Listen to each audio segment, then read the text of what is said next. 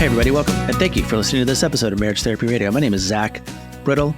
I'm here with Laura Heck. Today we're here together with Stevie and Sazan Hendrix.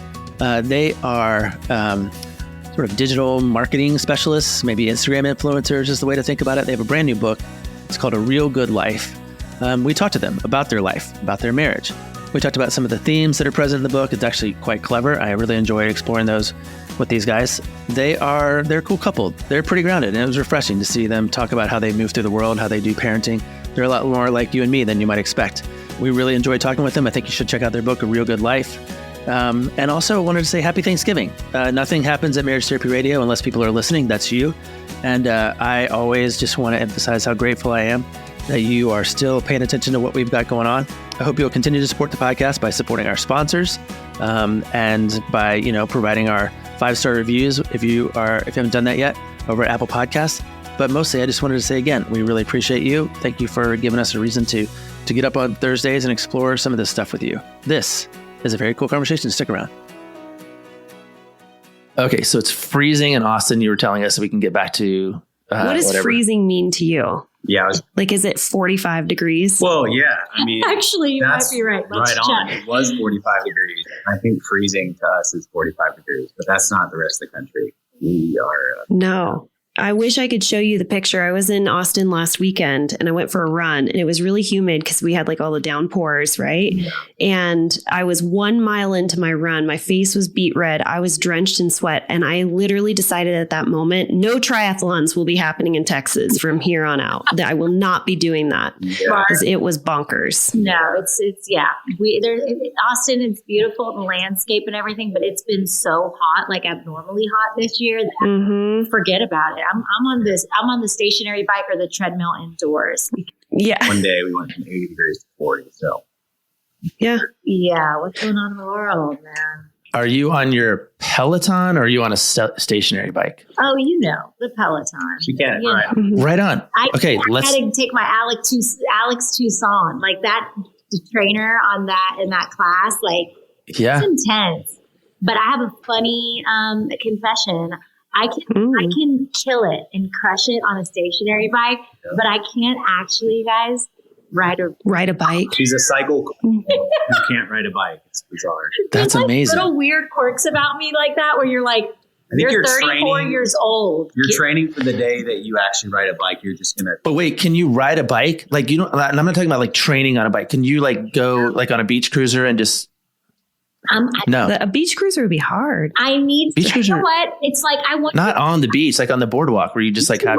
She should learn on a beach cruiser. The wheels are this thick. Well, I know that's what I'm saying. That's what I'm wondering. It's I just need to get on one. I think, and since I've been top of my class on Peloton, I do this, you guys. How hard could it be? But also, I want my little kids to my 5-year-old, she's just learning. I'm basically, hey girl, mommy's also learning with you. So if I panic and freak out, I think I need to do this quietly somewhere in a corner in our driveway so they don't see me so that I can figure it out. Do they make adult striders so your 5-year-old and you can both have striders where there's no actual pedals? I literally thought of this. I was like, okay, we're gonna get a strider for our 4-year-old, and then we're gonna design her bike, the training wheels, and take the wheels off and take the pedals off. Perfect. So she can go kids' bike, make it strider. I just never learned growing up. That was one of the things I think in childhood that my parents just kind of, they don't need to know how to ride a bike. So nope. My other siblings, though, they learned later on.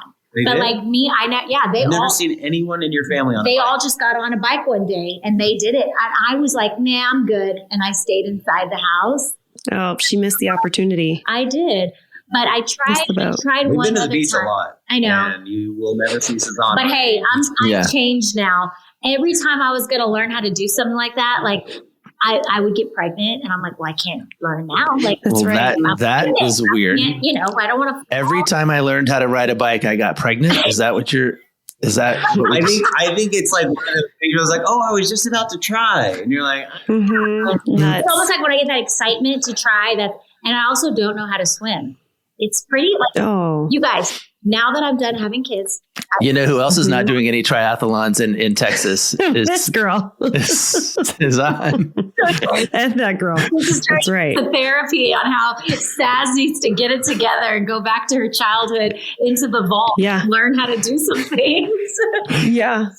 Okay, I have so many questions.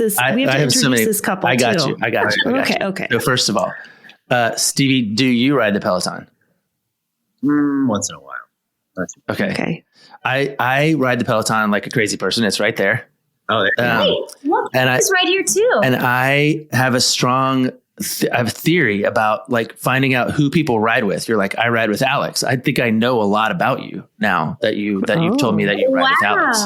I see that. Oh, yeah. So I like to like screamed at. I like the boot camp style. Yeah, I can't ride with Alex. Is it like a personality test where you're kind of like you choose? It's like a Cosmo test where like based on the Peloton instructor, it'll tell you about your personality. Totally. Yeah, I can't ride with Alex because I don't take instruction from men, and I definitely don't take instruction from men who are like bossing me around. And that's his jam. He's like, do this. Oh yeah. You know what? I think I'm with you there. I don't like that. Yeah. No. Yeah. So who do you ride with? No. Yeah. But like I've done it a few times, and I'm like, you do like the Oregon rides where you're just like going through the woods or something. Everyone leave me alone. That's it. He just wants the scenic, the screen. Yeah, it's like, I get that. Yeah. And I've done the in-person cycle classes too, and these ladies are yelling at you, and I'm just like, I don't need to be. Not your jam. My pace is good. Chill. It motivates me though to get my butt off the bike and like let's go, but you have to be in the mood for that because it can be intense at like 7 a.m. Yeah, after a cup of coffee. Yeah. Okay, I want to go ahead and get to the stuff. And I have a question because you guys, you are influencers. That's your thing. Or do you have another day? Like when you tell people what you do, like what do you creators. do? Yeah. What is it what's your jam? Yeah. Is there a title for that? That's correct. It's called influencer. We tell the people at customs at the airport that we work in digital marketing because there's a line of people. How do you unpack what it is? Yeah. Influencer, digital creator. I feel like it could be one of the silliest titles that like was ever landed on. I'm just like, Well, I have a fascination. I want to know about it, but here's what I really want to know. That I've been looking at your stuff over the last couple of weeks and months and just kind of like, oh, here's what these guys, and it looks great. It's amazing. It looks fantastic. Like you guys have a shtick that is really lovely and is attractive, and you can't ride a bike. Like, do you do the part where you show people like you falling off a bike and stuff? Like I have content. Yes, I have. You tried like what, 12 years ago? Yes. And what were those things remember those little skateboard things that John tried to teach me how to ride in our backyard? Oh, is it on it's a balance board? Is that what you're talking about? Yeah, I remember those things where like you just move and it moves with you. I tried learning one of those. It was a nightmare. And then in college, we studied radio, TV, film. And so they thought it'd be funny to create a segment around like 21-year-old learns how to ride a bike. And one of the guys to teach me on this huge man bike. And it was not a pretty sight. I think what would actually benefit you is if there was an adult coordination class. Yeah. Is it? Here's what's interesting. I think Sazan is actually pretty athletic. You do? Yeah, I do. I've seen you do box jumps, and I was like, dang. I was he always boosts me on the box jumps. Jump. That was one time. But Saz, you can like fly through the air. And I was like, wow. I was like, so she's athletic, but she's not educated. I was like, see, we can work with this. I think you need to go to Amari's like toddler gym class and like do the balance beam. You know what I mean? Yeah. Oh, take it back. 34-year-old on a child's balance fine beam. motor skill. Yep.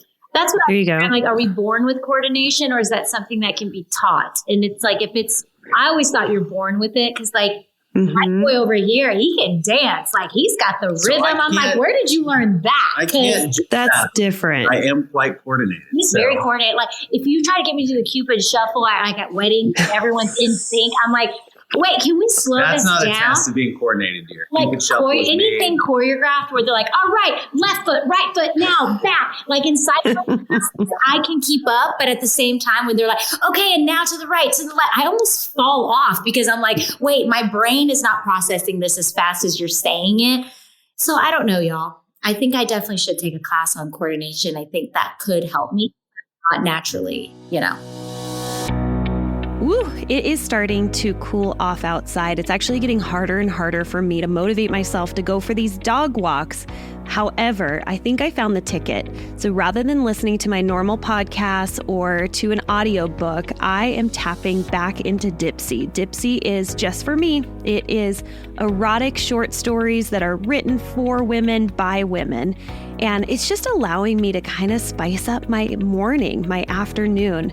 I know that my husband's really enjoying it because it's allowing me to just sort of explore my fantasies, relax and unwind.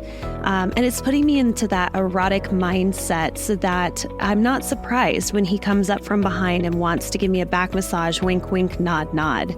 I would love for all of you to be able to spice up your dog walks or maybe your commutes or your drop-offs by being able to tap into Dipsea as well. So for listeners of the show, Dipsea is offering an extended 30-day free trial when you go to dipseastories.com/MTR. That's 30 days of full access for free. When you go to Dipsea, it's spelled DIPSEA stories.com/MTR. dipseastories.com/MTR. Hey gang, it's me, Zach, coming at you. And I'm coming at you on behalf of myself and my wife, Rebecca, who was delighted that I got to talk about Paired again on the podcast. We've been using this app to connect because every day we get different questions and quizzes and challenges to kind of figure out like maybe who knows the other one better. Cool discussions, questions about, how we met or favorite memories from the early time. We had a question about whether or not we would still be friends with the people in our bridal party. And we sat around our table and talked about how relationships have changed for us since we have gotten married. We've been together 26 years, and I still think this app is really cool. It's called Paired, and it's a relationship app for couples. And you and your partner download it together. They pair you. That's why it's called Paired. And then again, it gives you questions, quizzes, you have fun games. You get reminders throughout the day. So like if you answer a question, your partner gets a reminder if they haven't answered it, but you actually don't get to see either person's answered until you've both answered. It's prompted some simple and funny and just kind of relaxing conversations for us to have. So I really want to encourage you to check it out. Whether you're on a few dates or been together for a really long time, this will help you lighten the mood and have fun. So head to paired.com/MTR. And that's kind of the important part, to go to the website and use the MTR code. That helps support the podcast. But if you go to paired.com/MTR, you'll get a 7-day free trial and 25% off if you sign up for a subscription. So just again, head over to paired, PAIRED.com/MTR and sign up today to connect with your partner every day using Paired. A happier relationship starts here. Hold on. Okay. I need to ask because I want to know, first of all, can you tell us how the two of you sort of fell in love and became this couple that the two of you are? I mean, we're couples therapists, but I am curious about the beginnings of the origin story. The origin story. Exactly. The Hendrixes. What were you attracted to? Oh, Lord. Started with me. We were students at University of North Texas. And we both volunteered, but also it was required. No. Voluntold. You were voluntold. Was required. Yeah, my thing was required to get credit as producer credit, whatever. So the way that it works is we had our own TV station, College Newscast. Uh-huh. It was broadcast live on local television. Why don't you go ahead and say it in your anchor voice? I'm going to say, hold on, we'll get there. I'm going to say probably at any time somewhere between 10 to 12 viewers. Really crushing it, knocking it out of the park. No, but I'm like, dude, who is watching the local college newscast? We took it so seriously, though. We were serious about this, y'all. This was our training, and you had to audition to be an anchor or a reporter, and it was people were serious. So Sazan and I both auditioned. We were in the local newscast. We were both cast as anchors. So we thought we were cool. We were hey, we're the upper, we're the head anchors of the show. Yeah. I've seen that movie. And my friend, yeah, exactly. This is exactly how it was. My friend was the news director. So he got to cast everyone and be in charge of news. So of course. So you're a Nepo baby, basically. That I thought she was beautiful. So he was like, my man, I got you. She's going to be hosting with you on Thursday night. And I was Little did I know. So anyways, we're in the sound booth, starting to get to know Sazan. We're kind of becoming friends-ish. We work together.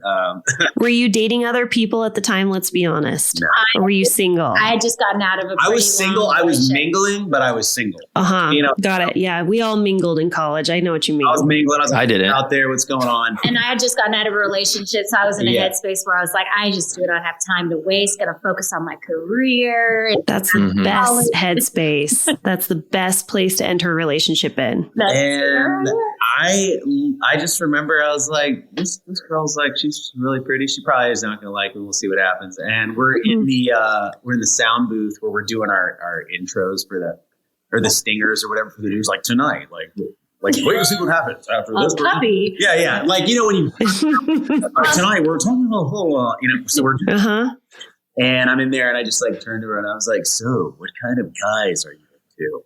And this is a small room. Did you say it in that voice? Just a way of like, totally seeing what's behind. Like, let's open the door.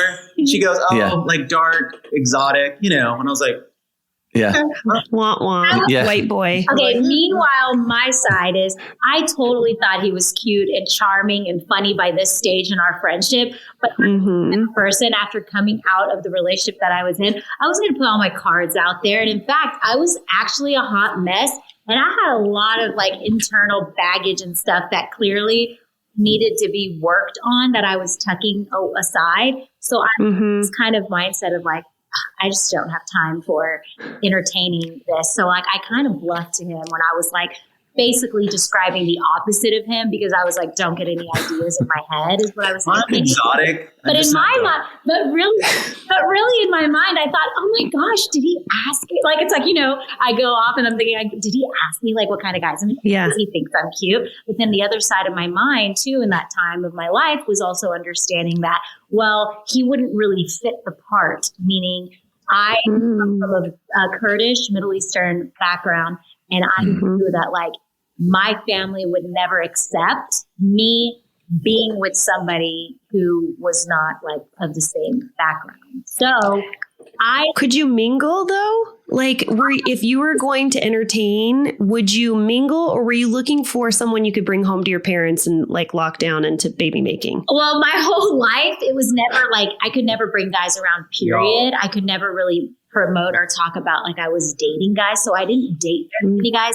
The one relationship that I was in before him, that lasted for like 6 years. And he was with a Kurdish guy. And I was like, oh, okay, this is a guy that I could, possibly bring into the family. Well, that relationship turned sour real quick. And then I was like, okay, well then where are any other Kurdish guys? Like, I don't even think Kurdish is for me anymore then. So I kind of had this mindset. I was like, I'm just going to focus on me, do me, focus on my career. And then when I was getting to know Stevie in my mind, I thought, well, I could probably like mingle, getting to know him. But like in my mind, I knew this could only go so far because like I can never like be disowned from my family. Family's everything, And so while it was fun and cute and charming and I had never really dated really before, I was totally open to it. But like I early on straight up told him like, just so you know, like we can't fall in love, I was so sassy. Oh my gosh. I was like, there's no pressure. And then Steve was like, wow. So I have to overcome extreme odds to win your hand, but also there's no pressure to do so. I was like, this is a good recipe for me. I remember. Sounds good. Odds are stacked against me. And also there's no pressure. I was like, I like this. Yeah. Of course I have a question, which is, story went after that. So have you been disowned?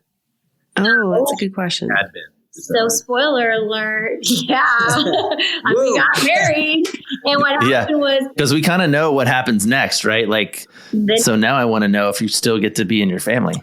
So yes, we got married in 2015, but that was a really hard season of life because my parents, I had told them, me and Stevie were dating in secrecy for 3 years before I actually came out and told him about him. And so we were at a place in our relationship where we knew. Mom, Dad, I'm coming out as straight. Yep.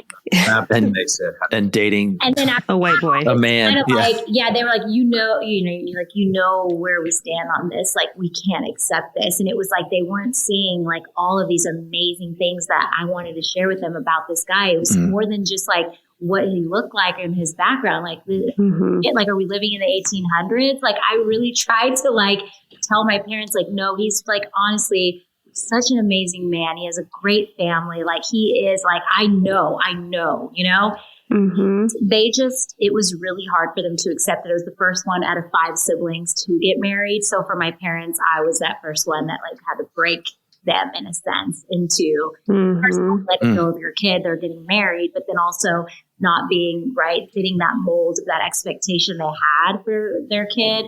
So they come to our wedding. It was a very small wedding that we ended up, by the grace of God, being able to pay for. And then shortly after that, my mom started coming around like pretty quickly in her side of the family, but it took longer for my dad. And so that time, I guess, needed to happen. And it was almost like when I finally came out and told him the truth about me dating Stevie and like I wanted to be with him, it was like now because we're walking in truth, the healing process can truly begin as hard as it was.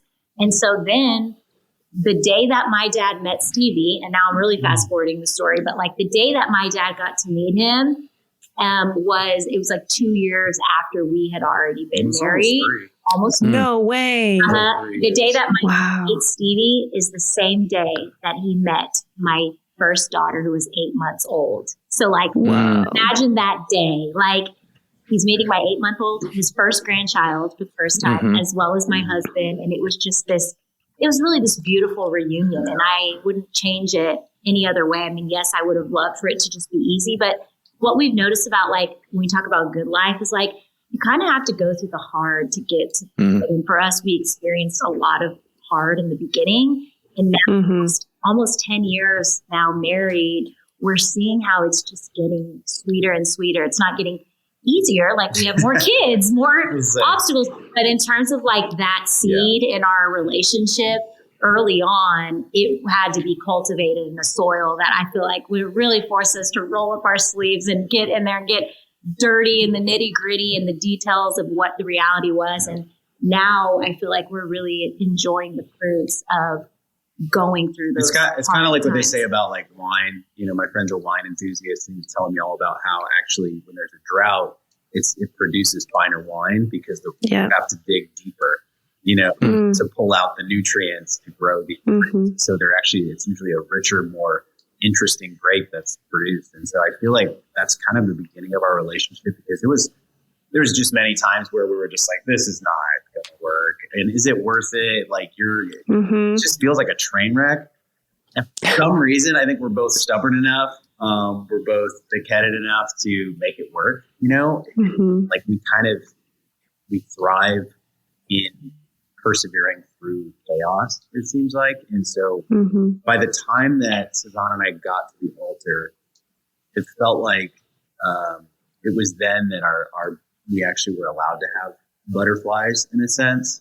Whereas through that when they're dating, for us, it was like, oh my gosh, like we did this. Our relationship felt like it was forged in the fire. And so every step that Sazan took coming down the aisle, it was just a massive victory. And so by the time we said, I do, you know, it was just, you know, we were like, dude, we are a team, you know? So yeah, we've had many, you know, difficulties in seasons in marriage, you know, just like everybody else, but there's just this, there's a rock solid foundation. I feel like that was forged during our date. Yeah. We like to ask couples when we're doing a workshop, like, especially if you've been together for almost 10 years married, what is something that you wish you knew that you know now, like early on in your relationship? What is it that you know that you feel like you've kind of like mastered or you've got solid that you wish you could have gifted 10 years ago to your relationship? I think Sazan and I, like we got married. We're so focused on just our growth in like, you know, the professional sense. And so just so focused on that. I think the biggest thing that I would say is like, y'all just take your time, you know, like take time. And I mean that like on the daily, in a daily sense of where's the fire? You know what I mean? It's like, guys, relax, like breathe, take your time. The reason that you're probably fighting is because of stress and pressure that has to do with work. It has nothing to do with like your actual relationship. So it's like, y'all just like take your time and enjoy, you know? Yeah. I would say that's a big thing that I don't even know if we've mastered it, but we're super aware of now that we're like, we have to protect our peace and our family. And it's like, what's worth it at the end of the day? Yeah. Like I'll have people that call me and they're frustrated about something. And maybe this is something that I guess I've learned to experience. Like my mom, I love my mom. She's a great person. She loves to like host for Thanksgiving. It's a huge deal for her every year. But like, call me again this year. And it's like, you wouldn't believe it. She's like, the backyard is being, is being like renovated. She's like, the railing isn't coming in time. Like, I am beside myself. She's like, this is a disaster. This is a catastrophe. And I'm like, I'm not trying to dog on my mom, but I was like, Mom, like really, like, I get it. You should be frustrated. You're mad. Like, so, but I was like, but if that's the worst thing that she has, like, phew, I was like, the railing. Our house, is not a shack. I was like, we can host, She's like, you don't understand, She's like, it's just that I'm like, Mom, like, it's not worth this grief. You know what I mean? Like, mad, like be mad for a couple days, get over it. I was like, and so I feel like that's what we've learned in our relationship. It's like, there's just things that aren't worth it. And like between us, like between Sazan and I, sometimes it's just a matter of like, I just don't want to have beef. I just don't want to have grief. I don't want to fight. Right. Like, I don't care. Like, what do you want to do? And I think we've seen like the more like we've grown professionally, but even in our personal life, like having more kids and more responsibilities and more schedules and routines to keep up with, it's so easy to put your relationship just unintentionally on the back burner. And then you're like, are we just passing each other by? Like we haven't checked in with each other to ask like, hey, are you good? Or how are you? And I think Stevie and I have gone to a place now in our marriage where it's almost like feels a little bit intuitive when you can almost sense when your spouse or your partner is having one of those days in life where they've just got maybe like 2%, like how you giving, it should be 50-50, but like there's days where I am like 2% and like he's at like 40%. And it's like, we kind of balance that out and we're like, okay, because you got more in you right now. Like, can you come help pick me up? And like, but you're still only at 42%. Yeah. Oh, don't call me out on my math, you guys. But like, well, but no, I think there's something about that, right? Like, even if you're at 2%, that doesn't mean the other person's going to be at 98. Exactly. Yeah. And so that's something I would love to tell.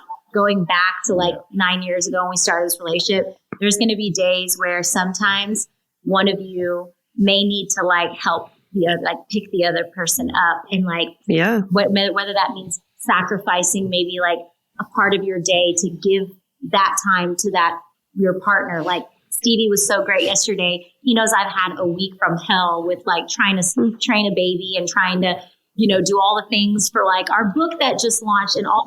It's been like tagging each other in and out like school and all that. And so he was like, we got our babysitter. He got a babysitter. He's like, we're going to go have a day date. So and we had lunch for an hour, maybe hour and a half. But what a luxury. It really was. When you're a parent, it makes sense. So that really blessed me. I was like, oh, I didn't even know. I didn't even realize I needed that. And so that's great that like we can pick each other up, but also know when the other person has like that hole that needs to be filled. And it's such a blessing. It's not just about self, but like looking at your other partner and saying, what do they need? Well, I think Sazan and I, what we struggle with is we struggle with giving ourselves rest and then creating that for the other person, because it's just, we're both busybodies. Like we try and do, we're doers, so we don't, it's not like, oh, you need to get up and go. That's not our problem. Our problem is actually we should actually just push things aside in our schedule and have lunch together. Yeah. You know what I mean? Yeah. It's like, why can't we do that? And you do that, you do something like that. And you're like, man, I really needed that. I really needed that rest in my day to go and talk to you and be with you and not really have to think about anything else.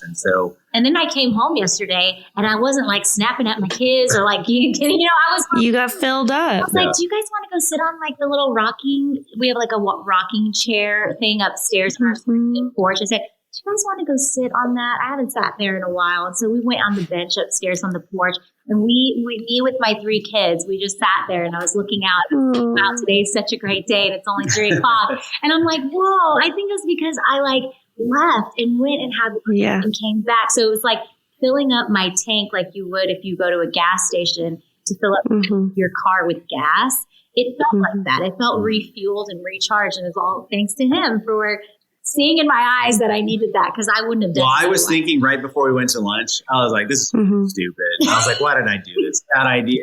Like, she's probably actually stressed because it's going to make her day stack up in a weird way. And I was like, whatever. We got to lunch. She's like, I love this. And I was like, I'm good. I'm glad. I know. So awesome. Rest is a big theme, and it's one of the major themes in your book. You have a couple others, like reflection, maybe focus, and gathering. Is that right? So what can you tell us about reflection or focus, or what, tell us a little bit about how those things kind of play out for you in real life? Yeah, I think when we were talking about, writing this book, it all kind of came from the podcast that we had for about 4 years, which is called The Good Life. And it was really all about asking people, what does it mean, in your mind to live a good life? What does that look like? Because I think we sold this idea of like the good life, and Sazan and I bought into that. We moved to LA and we thought the good life looks like me succeeding and doing all of these things. And it's more of like, these are all my accolades. Like, that's the good life, the house, the car, marriage, everything. And moving back home to Texas, and slowing down our pace of living, kind of like we were talking about, and finding rest and finding joy in the simple moment. And we realized like there's a good life that can be had, that can be cultivated, that can be grown and built. It's actually a life that's simpler than we thought. You know what I mean? It's not as complex, and it's not something that's like out there. It's not these kids who move from a small town to go to the big city. That's not the good life. The good life is actually like right in front of you. It's within your grasp. It's the garden that's in your backyard. It's not somebody else's garden. It's the garden that you've been given, one you inherited, that's for you to like work on and to grow. And so when we looked at like talking about like a real life, well, we were like, a good life is for one good day at a time. So we kind of broke the day down into those sections, you know what I mean? Which is like reflect, gather, rest. And so when we thought about those parts of the day, we were like, well, these are the essential ingredients, that we see in our life that really add up to, a good day. And so even just starting, with reflect, it's like, Sazan and I have realized it's so funny. Like, as the book was approaching, it felt like we were under so much stress and pressure with having a newborn, Sazan, even more pressure, launching this book. This is the opportunity of a lifetime. This is our biggest project yet. And it felt like so many things were going wrong. It just felt like we're like, why are we just having so many issues? We worked so hard for years. Is there something wrong with us? Like, what did we do? And you start asking all these questions, but really you're just thinking about like self. You're just thinking about, where did I go wrong? What did I do wrong? Why is this happening to me? And so your eyes are really just focused on you and your problems. And so you kind of become selfish in a way, because you're not grateful. You're not looking out. You're not looking around. And so Sazan and I were like, even talking about this right before the book came out. We're like, man, changing your focus, and setting your eyes on the good and looking for the good in your life produces such a difference. But really that time, we find that time in the morning oftentimes when our head is clear, you know what I mean, to set our eyes on the things that are good and reflect on the good in our life. And so we, reflect is one, focus is another. We're talking about how like, Can I pause before you go to focus? Because I'm curious, do you have a ritual that the two of you do together or that you do individually that allows you that time to reflect? I'm going to say something right now. In this season of our life, it is hard, y'all. We have to fight. I bet. We have to fight. Well, and that's something that we talked about in the book, was that like, you have to really audit your life in the season that you are in, like get real with yourself, right? So for me, if I use myself as an example, the reality is when I'm in the postpartum era, you better believe like I'm not getting up at my 6 a.m. to have my hour of quiet time before the kids wake up. But like, I'm just trying to survive, and I'm trying to, get as much sleep as I can. But in a season where, let's say I'm not in that postpartum, what I would love to do is like, there's some intentional things that you do to set the tone for a winning day. And so we we call it a gaze strategy, which is about intentionally seeking and kind of reflecting, right, on like, what is this day? Like, ideally, what would you love this day to look like? Now, granted, 5 things are probably going to go right and a million things may go wrong. But what it's doing is it's saying like, no matter what, I'm going to control the things that I can in my day. So for me, what that looks like on a happy season of my life when I'm not getting with the postpartum life is I love to get up an hour before my kids get up to really just have that time for myself. So for me, that morning routine, it is really important when we look at our routines. It's very simple too. Studies have shown like if you wake up in the morning and you make your bed first thing, picking up and grabbing your phone, like there's so much power in that. And it's this full circle experience that happens when you come back to your bed at the end of a long that creates this sense of completion. And so I always make my bed no matter what. Okay. And I really love having my time. And for me in that season, right before I had Oliver, and I really miss it, is, you know, I love to make myself a warm drink, invite my golden retriever. She can come out with me, nobody else, but just my golden. And I love to get in the word. For me, I love reading my devotional. I love just having that time to reflect. Our house is like covered, like we have tons of windows everywhere. So like being able to look out and just like enjoy that peace and quiet. And then there's mornings where it doesn't go as I plan. We talk about that. We talk about how things can unintentionally happen, but you can still have a good day with the right mindset. So those are some of like the little things that I like to do to set that tone. And then working out is a big one for me too. So today it looks like having a quick 20-minute Peloton ride while baby's napping. I just love to do those little things for myself. You do some box jumps instead. Well, after you have kids, I will say it's kind of hard. You know what I mean? Like, I mean, if I don't empty out my bladder, let's just be real. But it's like, you know, those little things, it just makes such a difference for me. And it allows me to show up for my kids. So I encourage women, especially moms right now, where I've seen in my community platforms, a lot of women have this guilt and this shame that comes over them when they feel like they have to leave their children to go do something for themselves. And I think that we can debunk that lie by showing like, no, it's very necessary. Because if you can show up for yourself, like you will be able to show up for them. And kids just want to see their parents like happy and thriving. And so if your energy and your mood and your excitement around your kids is going to be elevated by doing those little things for yourself, I say do it. It's an investment in your good life. Nice.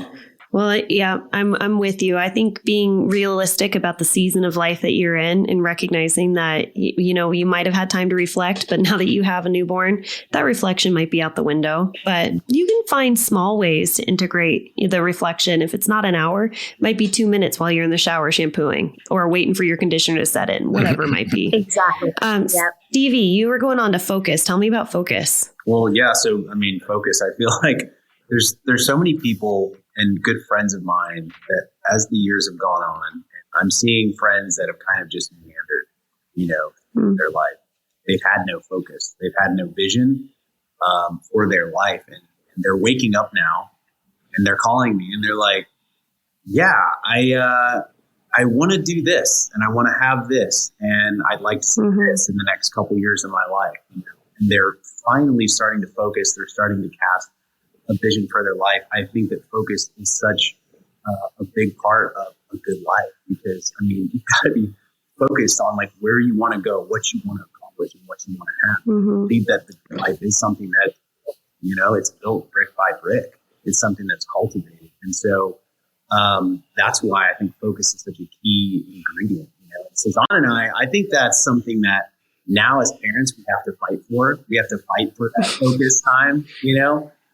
Productive hours. They look a lot different these days, you know. We do what's called a power hour. When our kids go to bed, like we realize that the nighttime, it is this time of rest. And we talk about that too. Like that last, if we carved out the day into these 4 sections, you know, that final end of the day, that nighttime is usually for rest. But when focus midday, a huge chunk of that was because your kid's having a meltdown and you couldn't get to cancel all the meetings. You didn't get to check your emails. And we work for ourselves. So what we realized is, okay, we don't want to just lose our time. That's really important in our good life and in our marriage.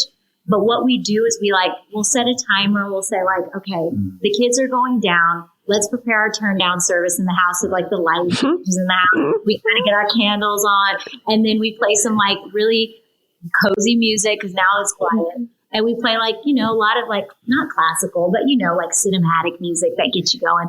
And then we set our timer, and for 1 hour, we just focus and we are checking our emails. We're getting back to some things that we didn't necessarily respond back to, you know, scheduling out some content that didn't get around to earlier in the day, submitting some last minute deadline. That 1 hour is like, whoa, we get so much done that like throughout the day, you just hope to like check in here and there with kids. So once that timer goes off, we're like, all right, no matter what, it's our time now. We need to spend time together. It's something to look forward to because we know when we set this 1 hour timer around like 8 o'clock, you know, by like 8:45, 9 o'clock, we get to have this final hour and a half to like watch a show or to talk, to be together, and just like, it's something you look forward to in that 1 hour of power hour. You're like, yay, there's going to be a reward after I get my homework done, is what it feels like. We have seen y'all when we've neglected that hour of like us time. Like, it's not good. Like, it's not, things are not working. We're like, we need snappy with each other. And we're like, we don't need a lot, but like, we just need a little bit of time every single day, like to be together. And that can literally just be us like watching a show, like cuddling on the couch, you know, but it's like, we have realized like that is like the key thing in our relationship. It's just having that little bit of time. So when the girls are like not wanting to go to sleep, we're like, yo, I know. You need mom and dad to love each other tomorrow morning. So let us have some alone time. And so like that, just that time of like intimacy is really important because I will say it is hard. It is hard to make time to, and I want to ask you guys this question because I feel like you guys would probably have a great, I don't know, just based off your experience, like for us, I don't know if this is silly or not, but in the season of life that we're in right now, I feel a little bit of like, like Monica Geller, because I'm like, we have to like schedule our sexy time. Oh yeah. We have to schedule our sexy, like we have to be like, hey, Wednesdays and Saturdays, like no matter what, like we've got to get in our sexy time. And I'm wondering, is that something that you guys have heard people like, is that pretty common? Is that lame that we do that right now? Because I don't wanted to like necessarily be that person that like has to schedule our little romance. Well, it's Wednesday. Yeah, that's right. It's time. Well, okay, I have to butt in on this one, Zach, because I know we're probably going to say different things.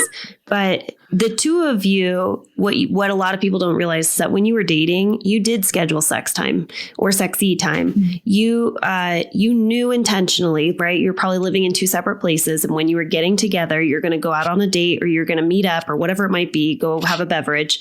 But internally, you were like, I know that I'm going to see my partner. So I'm going to wear matching underwear. I'm going to zhuzh it up. I'm going to clean my car out. Like we knew that you were going to have that time together. But now with kiddos, there's no scheduled date, if you will. So you scheduling is actually no different from what it was like when you were dating, because you did have that preparation, that mindset that you're going to be able to see your partner, spend time with your partner, and that you might have some sexy time, some intimacy, if you will.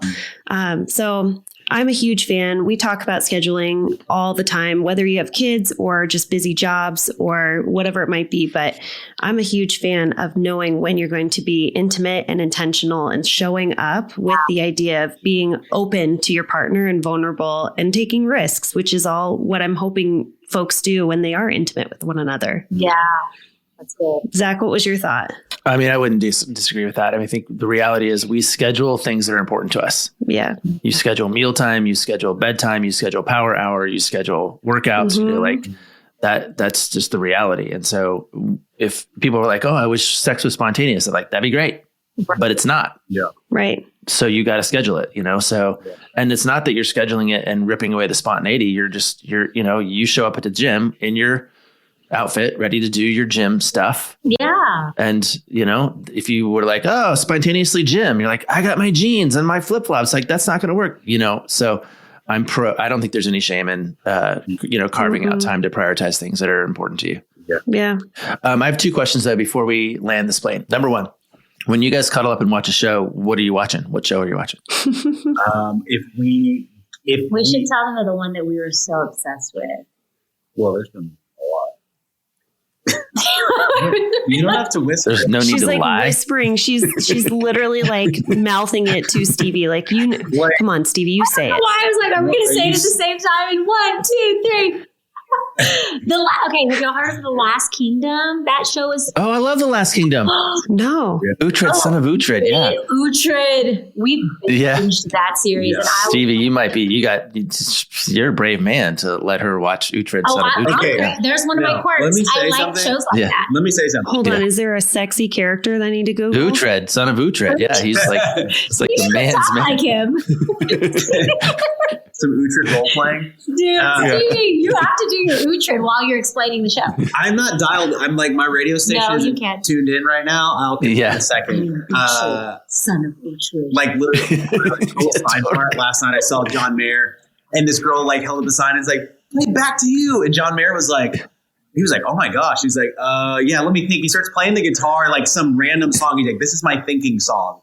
He's like, "Cause I can't remember." And then he's like, "Oh, you know," and you're like, "Oh my gosh." He's like, "Yeah, it's like, that's how I am right now with like accents. I can do it, but my mind is a little." But honestly, like for real, what we watch the most of, if we can, is like we love a good like British BBC. Yes. There you go. Period. Both of you? Yeah, I'll hang out with you guys. I'm into it. Like, I have never heard this before. It's always one partner that likes the British stuff. no, we're both like, No, like Downton Abbey. We were those. you like look at me. They're like, "This is what you like." I'm like, "Dude, it feels. I like it. It feels." Yep, I would have had you at Yellowstone. Totally different genre. Yeah, watch that. And we watch UFC fights. We like that. There's a spectrum here, like for real. Like people are like, "So you're watching Last Kingdom, but then you're watching Downton Abbey, Yeah. Yellowstone, and the UFC But fight." something that he just will not watch, and now that he doesn't watch it with me, like I don't need to watch it either because I'm like, I don't like watching stuff by myself. I was all into the Real Housewives series. Yeah. He cannot get down with it. He's like, "What? This is literally junk food for his soul." And I'm like, It "You know is. what? You're kind of right." And the more I watch it, getting older, I'm like, these are grown women, like really like flipping tables. So it's kind of started stressing me out. So we like stresses me shows out. that make us feel. I feel like we honestly are 34, but actually like 78 on the inside. I love those classic period pieces. Like I wish we lived in the 1800s sometimes. I just want to say something about why I cannot watch reality TV, and maybe this is a function that I have.